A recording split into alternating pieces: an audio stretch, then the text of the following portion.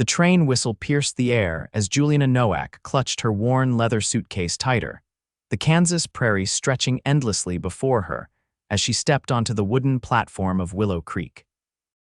After 6 weeks of travel from Warsaw, her legs wobbled beneath her skirts while she scanned the crowd for the man who would become her husband, a man she knew only through 3 exchanged letters and a faded daguerreotype that showed a stern-faced gentleman named Harold Pembroke. The year was 1876, and like many young women seeking escape from poverty and limited prospects in her homeland, Julianna had answered an advertisement for a mail-order bride. At 22, she had packed her meager belongings and her considerable hopes, leaving behind the familiar sounds of her native Polish language for the promise of security in America's western frontier. Miss Nowak. A voice called out, and Julianna turned to see a portly man in a black suit, his thick mustache neatly trimmed and his hat held respectfully in his hands. This was not the man from the photograph. "Yes, I am Julianna Nowak," she replied, the words coming out thickly accented despite her years of practicing English from borrowed books. The man's expression shifted slightly. "I'm Reginald White, Mr. Pembroke's business associate. He's asked me to collect you and bring you to his home." Julianna nodded, trying to quell her disappointment that her future husband hadn't come himself. "Thank you, sir. I am ready." Reginald White's eyes narrowed almost imperceptibly at her accent, but he gave a curt nod and gestured toward a waiting carriage. "This way, please." The ride through Willow Creek revealed a bustling frontier town mercantiles.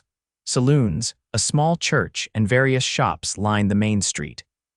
Women in practical dresses hurried along wooden sidewalks, while men in dusty work clothes and occasional finer suits went about their business. The sight both intimidated and excited Julianna. This would be her home now. When they arrived at a handsome 2-story house on the edge of town, Julianna's nervousness intensified. The home was grander than any she had lived in before, with a wide porch and neat garden. This was to be her domain as Mrs. Pembroke. "Wait here," Reginald instructed as they entered a parlor furnished with heavy, dark furniture and patterned wallpaper. "Mr. Pembroke will be with you shortly." Left alone, Julianna smoothed her travel-wrinkled dress and adjusted the pins in her long brown hair, wishing she had the opportunity to freshen up before meeting her future husband. She had imagined this moment countless times during her journey, the first meeting, perhaps a spark of connection, maybe even a warm smile to welcome her to her new life. When the door finally opened, Harold Pembroke appeared much as he had in his photograph, tall and distinguished with silver streaking his dark hair, though his face bore deeper lines than the image had captured. He was perhaps 45, wearing a fine suit that spoke of his success as the owner of the town bank. "Miss Nowak," he said, his voice as crisp as his appearance. He did not offer his hand or any other greeting. "Mr. Pembroke," Julianna replied, dipping into a small curtsy. "I am very pleased to meet you." The moment the words left her mouth, she saw at the slight flinch, the narrowing of his eyes, the same reaction Reginald White had shown at the station. "Your correspondence did not mention the severity of your accent," Harold stated flatly. Heat rushed to Julianna's cheeks. "I practice English very much. I will improve quickly, I promise." Harold paced the room, not looking at her directly. "Miss Nowak, I have a certain position in this community. As a banker, people look to me with respect. My wife must be able to converse appropriately with our social circle." "I understand," Julianna said softly, her stomach twisting. "I will work very hard." Harold stopped and faced her directly. "I'm afraid this arrangement won't be suitable after all." The words struck Julianna like physical blows. "But I have come so far. I have sold everything." "Yes, that is unfortunate," Harold interrupted. "I will arrange for you to stay at the boarding house for 2 weeks, which should give you time to make other arrangements. Perhaps there are positions available at the laundry or the hotel." Julianna stood frozen, unable to fully comprehend how quickly her dreams were crumbling. "You are rejecting our agreement because of how I speak. I require a wife who can represent me properly. Your manner of speech would be an embarrassment." His voice was cold, matter-of-fact. "Reginald will take you to Mrs. Holloway's boarding house. Good day, Miss Nowak." Without another word, Harold Pembroke left the room, and moments later, Reginald reappeared, looking uncomfortable but not surprised. "If you'll come with me, miss," he said quietly, avoiding her eyes. Juliana gathered her suitcase with trembling hands. 6 weeks of travel, her life savings spent on passage, everything she owned in one small case, all for this moment of humiliation and rejection. The boarding house was a modest 2-story building run by a widow named Mrs. Holloway, who seemed kind enough despite her brisk manner. Reginald explained the situation in hushed tones while Juliana stood nearby, her cheeks burning with shame. "Well, I suppose you can have the back room for now," Mrs. Holloway said, giving Juliana a pitying look. "It's small, but it's clean." "Thank you," Juliana managed, the familiar feeling of being unwelcome settling over her like a heavy cloak. The room was indeed small, just space for a narrow bed, a washstand, and a hook for her clothes.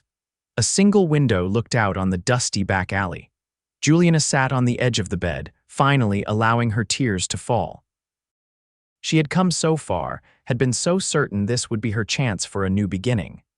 Now she was alone in a strange town with limited funds and no prospects. That night, after a simple meal taken alone in her room, Juliana opened her suitcase and removed a small leather-bound book, her mother's recipe collection. As she traced the familiar handwriting, she made herself a promise. She would not be defeated by Harold Pembroke's rejection. Somehow, she would find her place in this new world. The following morning, Juliana rose early and dressed in her one good dress, a navy blue cotton with white piping that she had sewn herself. If she had 2 weeks to find employment, she wouldn't waste a single day. Her first stop was the hotel, where the manager listened to her halting request for work before shaking his head. "We need girls who can take orders proper, like from the guests. Can't have no confusion because of your talk." The laundry was similarly discouraging. "Got all the help we need," the red-faced woman said, though Juliana had seen the help wanted sign in the window. By midday, she had been turned away from 6 establishments, each rejection more or less directly tied to her accent. At the dressmaker's shop, the proprietress had at least been kind in her refusal. "I'm sorry, dear," she'd said. "My customers need clear instructions for fittings. Perhaps try the general store. Mr. Wilson sometimes needs help with stocking." But Mr.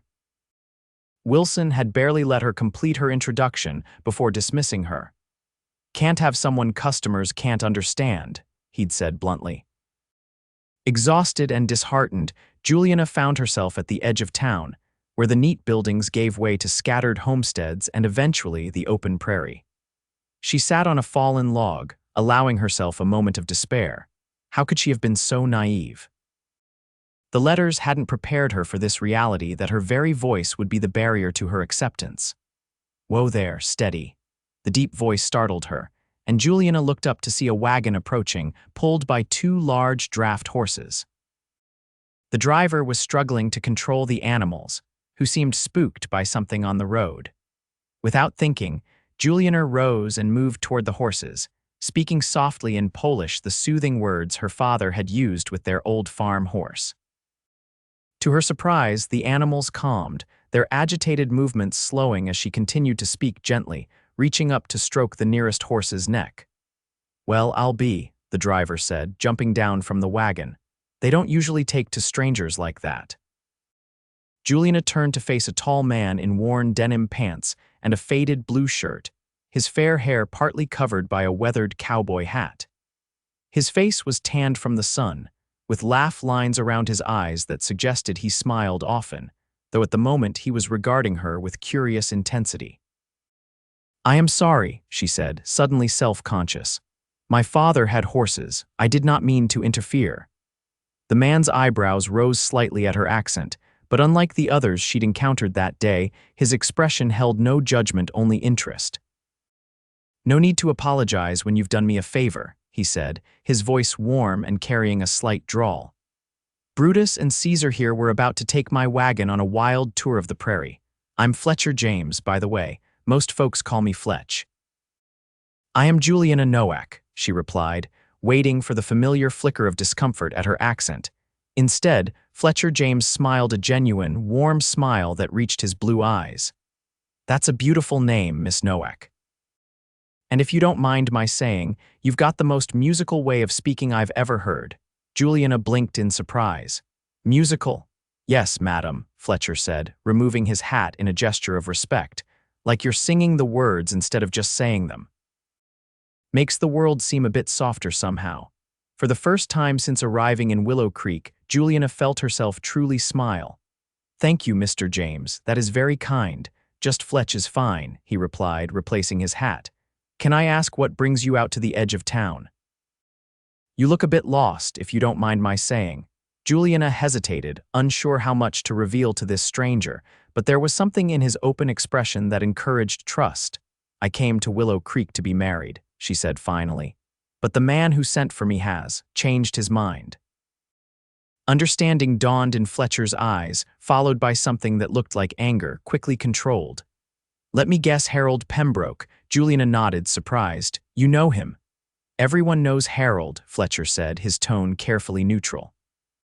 He's got a reputation for believing he's better than most folks. He paused, seeming to choose his next words carefully. And if he let you go because of how you talk, then he's a bigger fool than I thought. The simple validation in his words warmed Juliana more than she could express. I have been looking for work today, but no one wants to hire someone they cannot understand. Fletcher considered this, absently patting one of his horses. You said your father had horses. You good with animals in general? Yes, very much so, Juliana replied. And I cook well. I can sew, clean, garden, many things. Fletcher nodded thoughtfully. As it happens, I'm in need of help at my ranch. Nothing fancy, mind you, just a small operation about 5 miles outside of town. My housekeeper, Mrs. Beecham, is getting on in years and could use an extra pair of hands. Would that interest you? Juliana studied him, looking for any sign of deceit or impropriety in his offer. All she saw was straightforward kindness. That is very generous, but I would not want charity, she said carefully. Fletcher laughed, the sound rich and genuine. Believe me, Miss Nowak, it's not charity. Mrs. Beecham has been threatening to retire for months, and I'm a terrible cook. The job comes with room, board, and fair wages. You'd be doing me the favor. Hope flickered in Juliana's chest. I would like to meet Mrs. Beecham first, if that is acceptable. Of course, Fletcher agreed. I'm heading back to the ranch now after picking up supplies. You're welcome to ride along and see the place. If it suits you, you can start right away. If not, I'll bring you back to town, no hard feelings. Juliana considered her options. She could return to Mrs. Holloway's boarding house and continue her fruitless search for work in a town that had already rejected her, or she could take a chance on this seemingly kind stranger and his offer of employment. I would like to see your ranch, she decided. Fletcher's face broke into another warm smile. Excellent, let me help you up. He offered his hand, and Juliana took it, allowing him to assist her onto the wagon seat. His hand was calloused but gentle, and for the first time since stepping off the train, Juliana felt a small spark of hope. As they left Willow Creek behind, the open prairie stretched before them, golden in the afternoon sun. Fletcher pointed out landmarks and shared stories about the area, never once showing impatience when Juliana asked him to repeat something or when she struggled to find the right English words. How long have you been in America? He asked as they traveled. 6 weeks, Juliana replied. Most of that time on trains and boats, Fletcher whistled low. That's a long journey to make alone. It was worth it for the chance at a new life, Juliana said, then added more quietly, or so I thought. Don't let Harold Pembroke make you doubt yourself, Fletcher said firmly. Willow Creek has its share of narrow-minded folks, but there are good people here too. The conversation flowed easily between them as the wagon rolled across the prairie. Fletcher explained that he had inherited his ranch from his uncle 8 years ago, when he was just 22. It's not the biggest spread around, but it's mine, he said with pride. I run about 100 head of cattle and keep a few horses. Nothing fancy, but it's a good life. Eventually, they crested a small rise, and Fletcher's ranch came into view, a modest but well-maintained homestead nestled against a backdrop of rolling hills. A 2-story house painted white with blue trim stood as the centerpiece, with a barn, corral, and several outbuildings arranged nearby. A small creek wound through the property, lined with cottonwood trees that provided welcome shade. "Welcome to Cottonwood Ranch," Fletcher said, a note of pride in his voice. As they approached, a plump older woman emerged from the house, shading her eyes against the sun. When the wagon came to a stop in the yard, she placed her hands on her hips, eyeing Juliana with undisguised curiosity. "Mrs. Beecham," Fletcher called as he helped Juliana down from the wagon. "I'd like you to meet Miss Julianna Nowak. She's interested in helping around the house." Mrs. Beecham, a woman in her 60s with silver hair pulled into a tight bun, looked Juliana up and down with a frankness that would have been uncomfortable if not for the kindness in her eyes. "About time you found some proper help," she said to Fletcher, before turning to Juliana. "These old bones can't keep up with all that needs doing around here. You know how to cook, girl?" "Yes, madam," Juliana replied. "My mother taught me from when I was small." Mrs. Beecham's eyebrows rose at her accent, but like Fletcher, she showed no sign of disapproval. "Where are you from, child?" "Poland," Juliana answered. "Near Warsaw." "Poland," Mrs. Beecham exclaimed with sudden enthusiasm. "My grandfather came from Poland. Couldn't understand a word he said half the time, but he made the best pierogi I've ever tasted." Juliana's face lit up. "I make very good pierogi too," Mrs. Beecham nodded approvingly.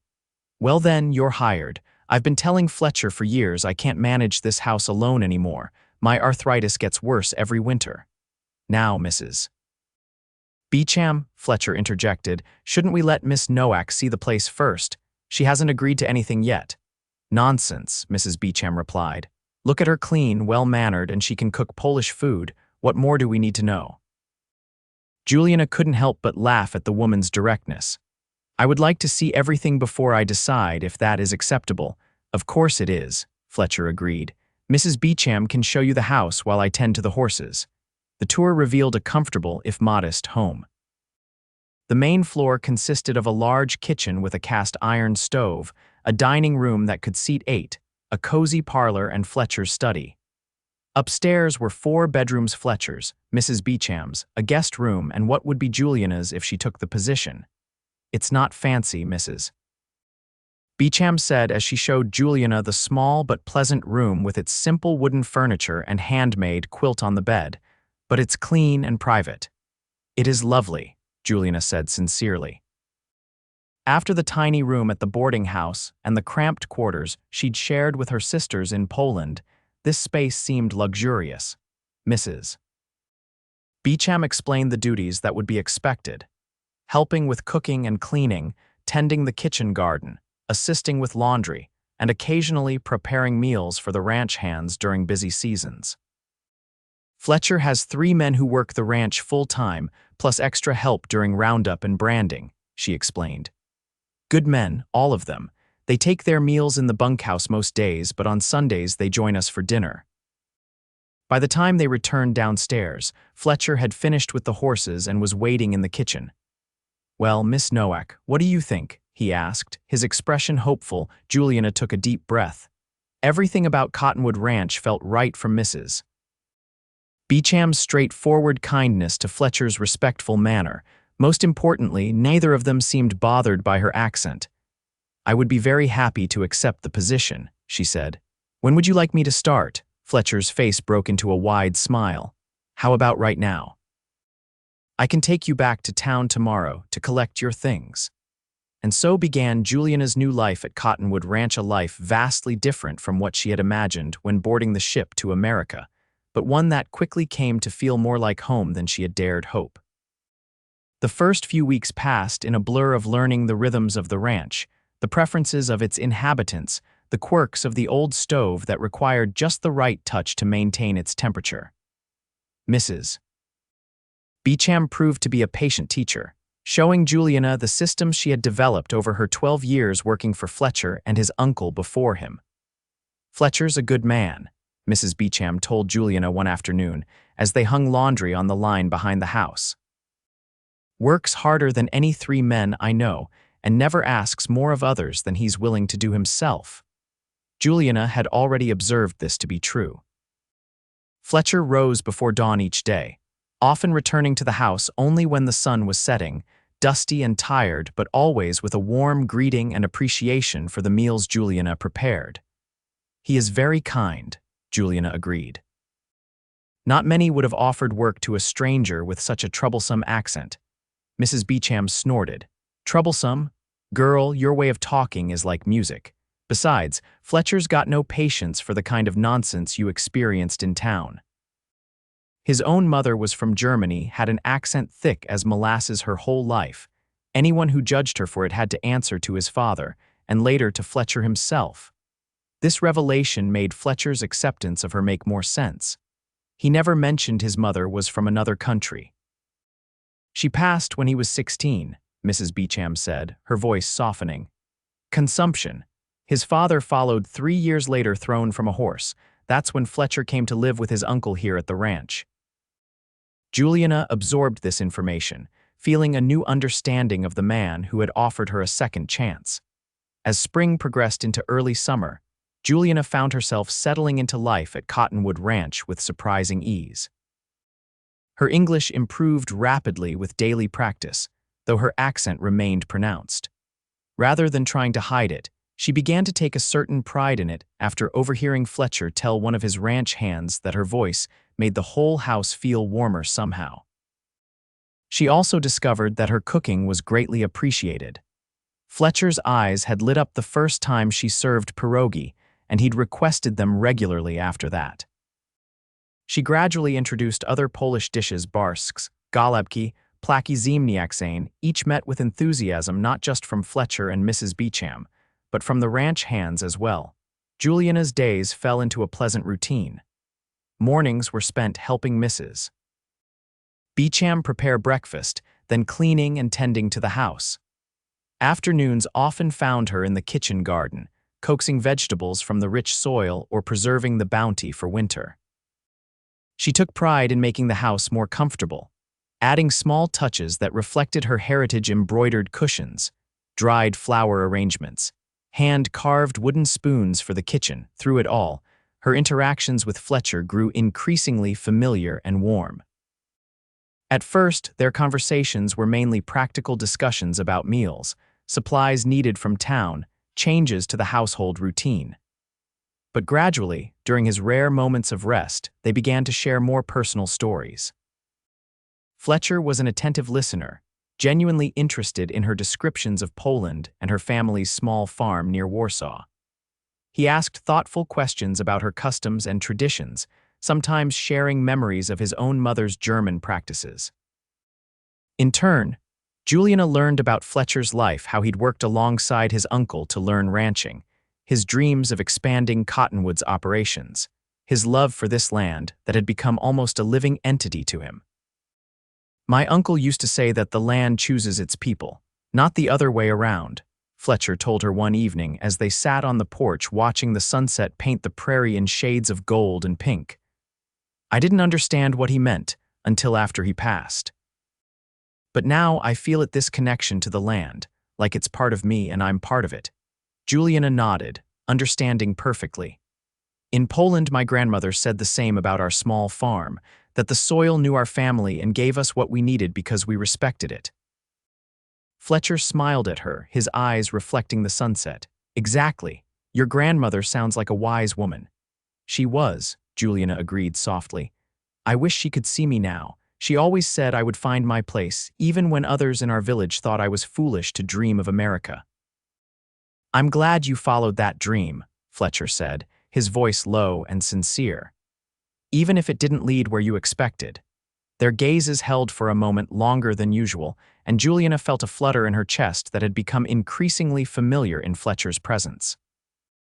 She quickly looked away, reminding herself that she was his employee, nothing more. But such moments were happening with greater frequency, a lingering look across the dinner table, their hands touching briefly as she passed him a cup of coffee.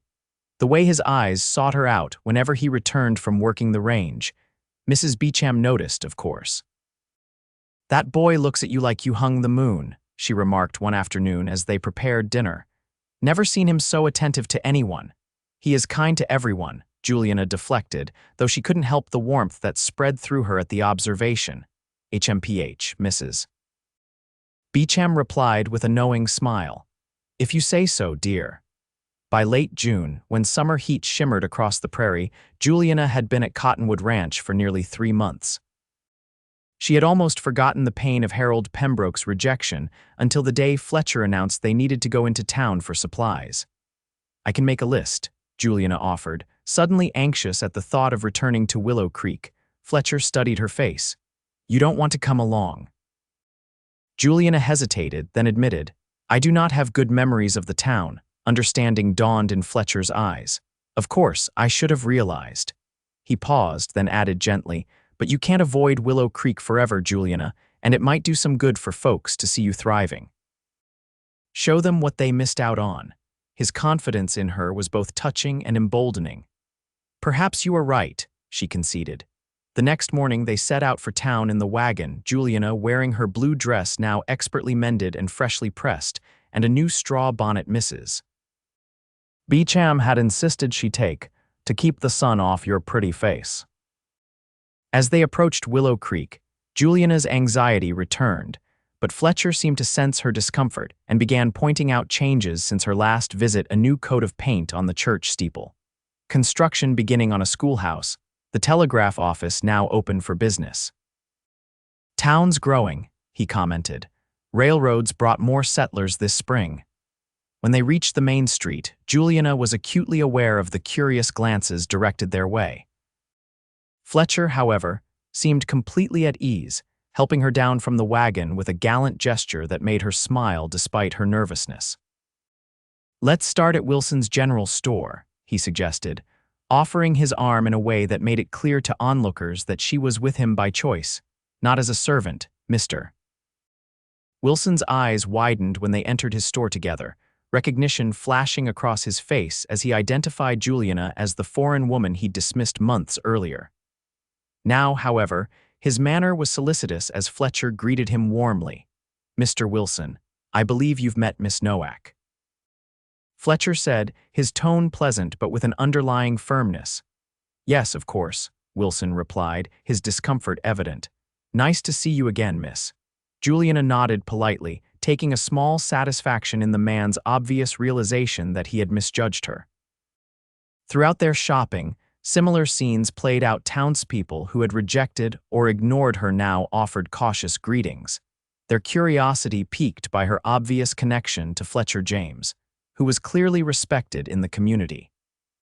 As they loaded their purchases into the wagon, a familiar figure approached Harold Pembroke himself, looking much as he had the day he'd dismissed her from his home. James, he greeted Fletcher with a curt nod before his gaze shifted to Juliana. Miss Nowak. I'm surprised to see you still in the area. Before Juliana could respond, Fletcher spoke, his voice casual but with a steel undertone. Miss Nowak has been an invaluable addition to Cottonwood Ranch. I count myself fortunate that she was available. Harold's expression tightened. Indeed. I found her manner of speech rather problematic. Really, Fletcher replied, his smile not reaching his eyes.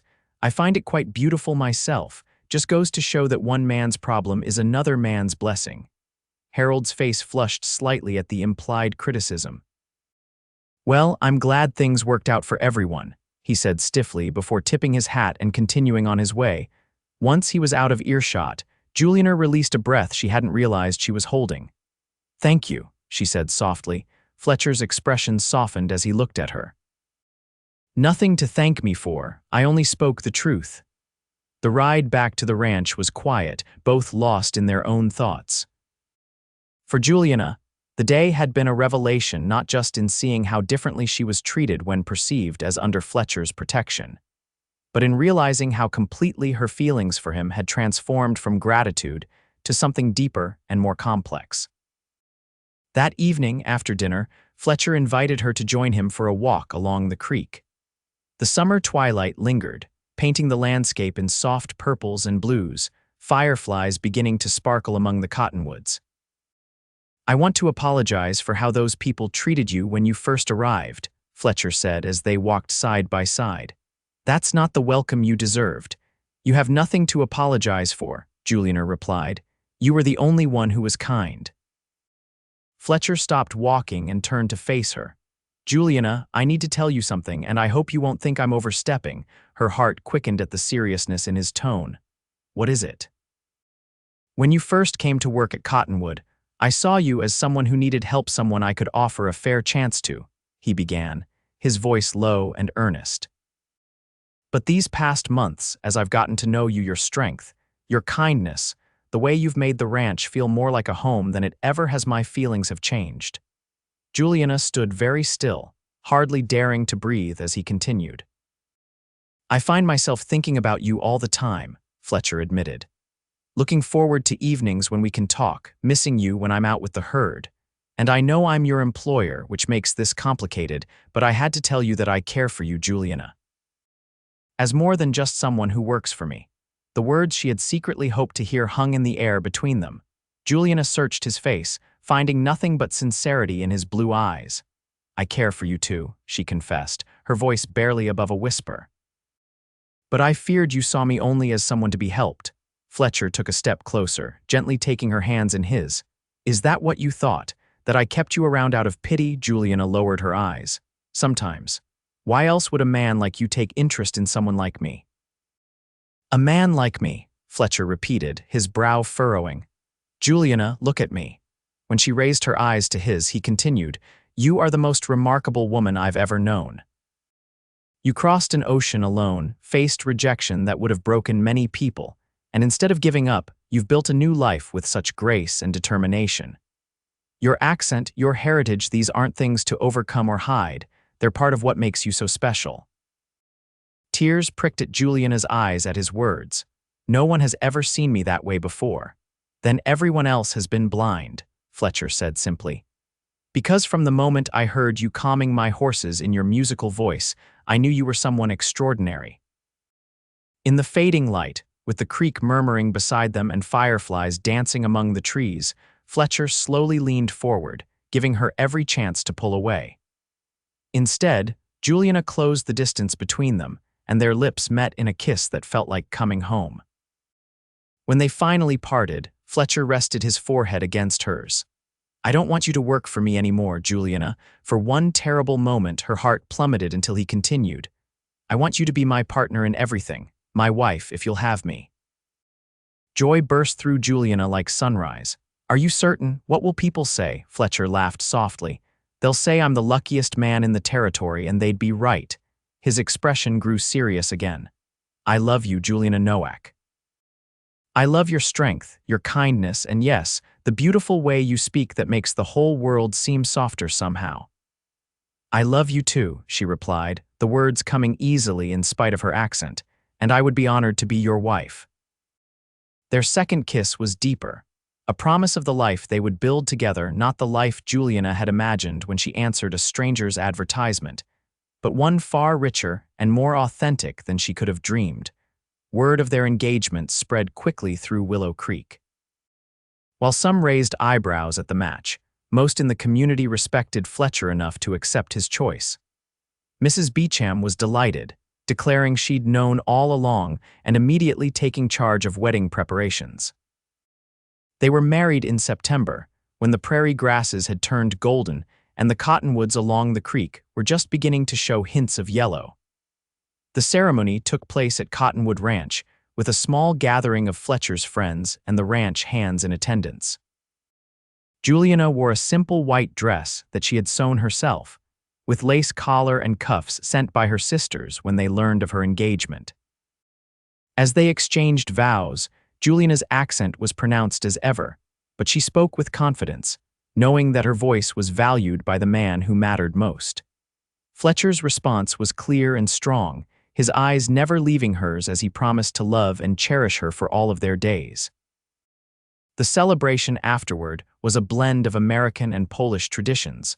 Fletcher had insisted that Juliana incorporate elements from her homeland. They shared bread and salt according to Polish custom, danced to both familiar Western tunes and the lively polkas Juliana taught the ranch hands, and feasted on a combination of frontier and Polish dishes that Mrs. Beecham and Juliana had prepared together. As evening fell and lanterns were lit around the yard, Fletcher pulled his new wife aside for a quiet moment together. Happy, Mrs. James? He asked, his arms encircling her waist. "More than I ever thought possible," Juliana replied, reaching up to touch his face. "If Harold Pembroke had not rejected me, I would never have found you," Fletcher chuckled. "Remind me to thank him someday. His loss, my eternal gain." Life as Fletcher's wife brought new challenges and joys.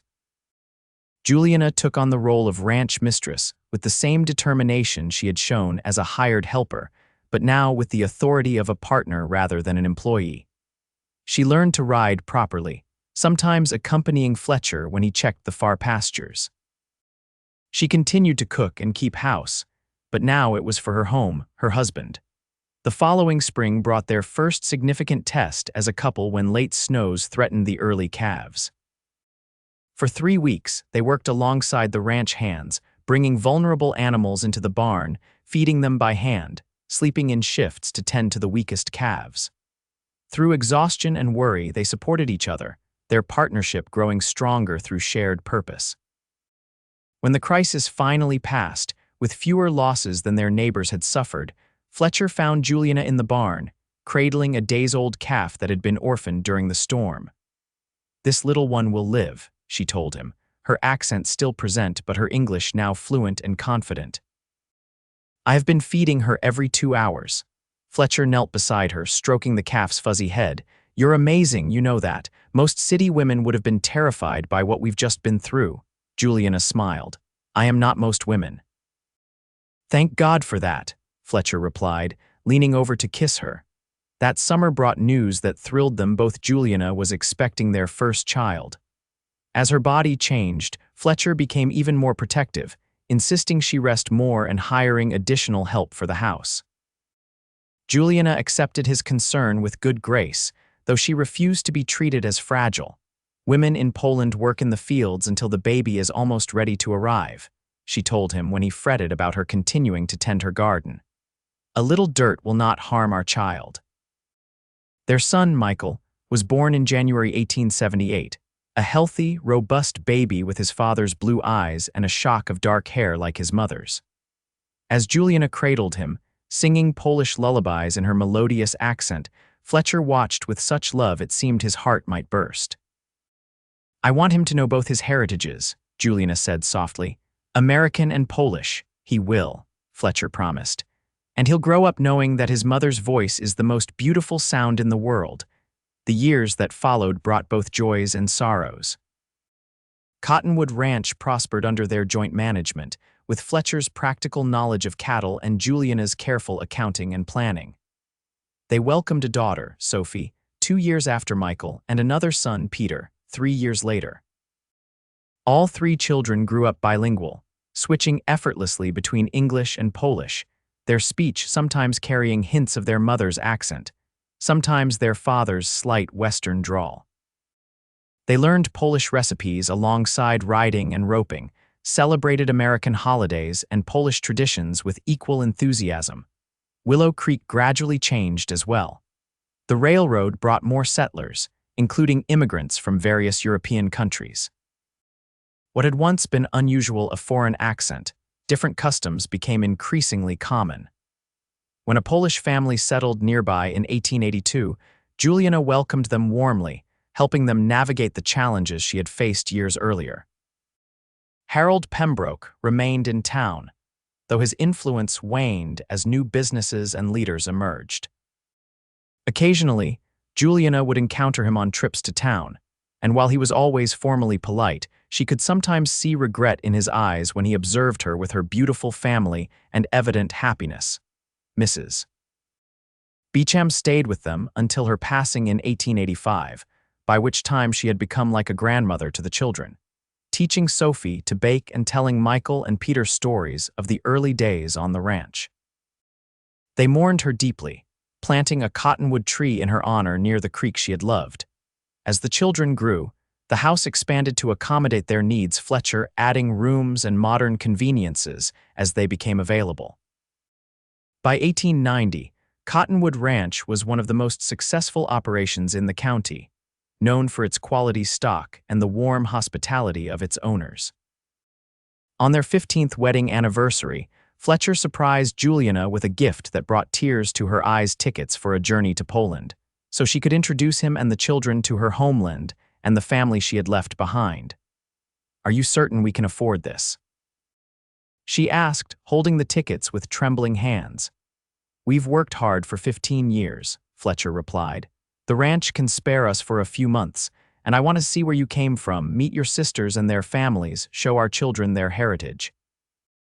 The journey was everything Julianna had hoped for: emotional reunions with her family, Fletcher's genuine interest in her culture, the children's excitement at discovering their Polish roots. When they returned to Cottonwood, they brought back not just mementos, but a deeper understanding of the bridge Julianna had built between two worlds. In the autumn of 1898, as they sat on the porch of their home watching the sunset, a ritual they had maintained throughout their marriage, Fletcher took Julianna's hand, now showing signs of years of hard work alongside his own. "Do you ever regret it?" he asked quietly. "Coming to America?" "All you went through?" Julianna considered the question seriously, as was her way. At 44, her beauty had matured, lines of laughter framing her eyes, streaks of silver threading through her dark hair. Her accent remained, though somewhat softened by 2 decades of speaking English daily. "Never," she said finally, with the certainty of a woman who knew her own mind. "How could I regret the path that led me to you, to our children, to this life we have built together?" Fletcher's face, weathered by years of sun and wind but still handsome at 50, broke into the same warm smile that had first won her heart. "You know, that first day when you calmed my horses, speaking in that musical voice of yours, I thought to myself, there's a woman who makes the world softer just by being in it." Julianna laughed softly. "And here I was, thinking my voice was a liability." "It was always your strength," Fletcher corrected her. "One of many." As twilight deepened around them, they remained hand in hand, comfortable in the silence they had learned to share over years of partnership.